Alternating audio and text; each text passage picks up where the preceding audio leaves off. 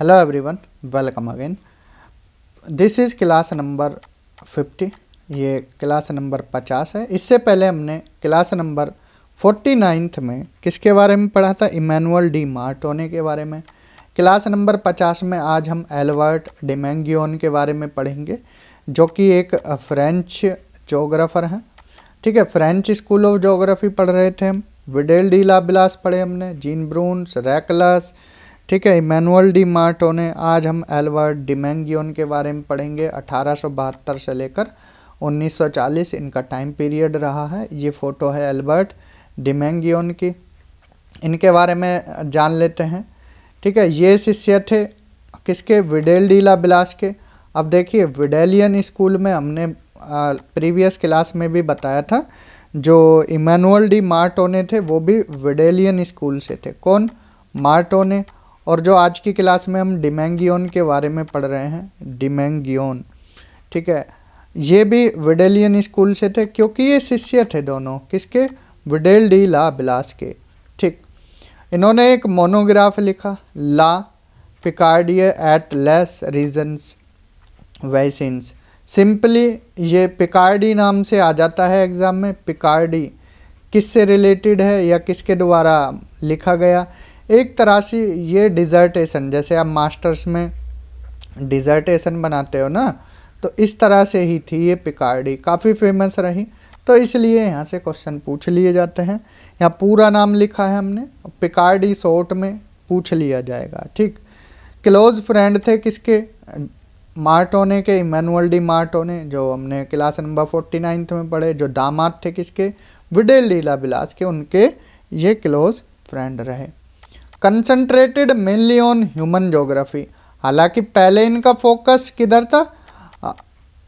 Physical geography में, लेकिन धीरे धीरे धीरे धीरे ये शिफ्ट होते चले गए किसकी तरफ? ह्यूमन ज्योग्राफी की तरफ। ठीक है, इनका कंसंट्रेशन किधर चला गया फिर? ह्यूमन ज्योग्राफी में।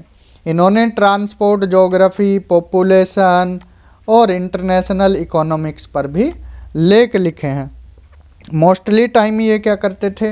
देखिए, इनका जो मोस्टली टाइम है वो एडिटिंग में ही गया। जो जर्नल्स होते हैं या जो भी पत्रिकाएं होती हैं, उनकी ये एडिटिंग करते थे। ठीक है, he made a classification of lands and prepared land use map. ठीक है, ये ध्यान रखना है। तो इन्होंने लैंड्स का क्लासिफिकेशन किया और लैंड यूज मैप प्रिपेयर किए। बुक की अगर बात की जाए डिमेंगियोन की, तो प्रॉब्लम्स इन ह्यूमन ज्योग्राफी 1942 इनकी डेथ के बाद पब्लिश हुई थी। ये ध्यान रखना है, बुक से आजकल बहुत सवाल आ रहे हैं, तो ये ध्यान रखना है। Problems in human geography 1942।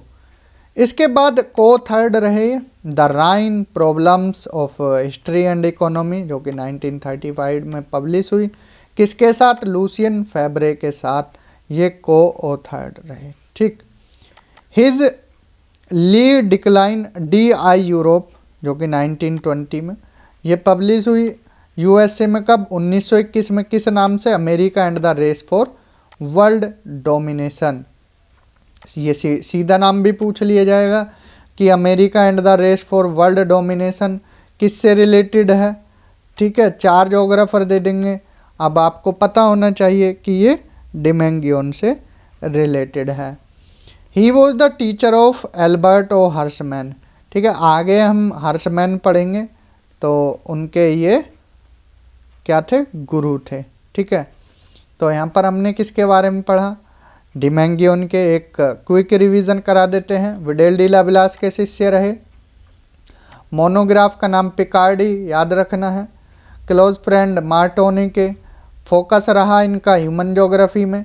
Transport geography, population और इंटरनेशनल इकोनॉमिक्स में इन्होंने लेख लिखे हैं। ठीक है, क्लासिफिकेशन किया लैंड्स का और प्रिपेयर्ड किए land use map. Book problems in human geography 1942। को थर्ड रहे the Rhine problems of history and economy 1935। किसके साथ? Lucien Febvre, L Febvre short में बोलते हैं। 1920 में बुक लिखी ली डिक्लाइन डी आई यूरोप, जो कि यूएसए में पब्लिश हुई। 1921 में America and the race for the world domination. और टीचर रहे ये हर्षमैन के। तो इस क्लास में इतना ही, मिलते हैं नेक्स्ट क्लास में नेक्स्ट स्कूल के साथ, ब्रिटिश स्कूल के साथ।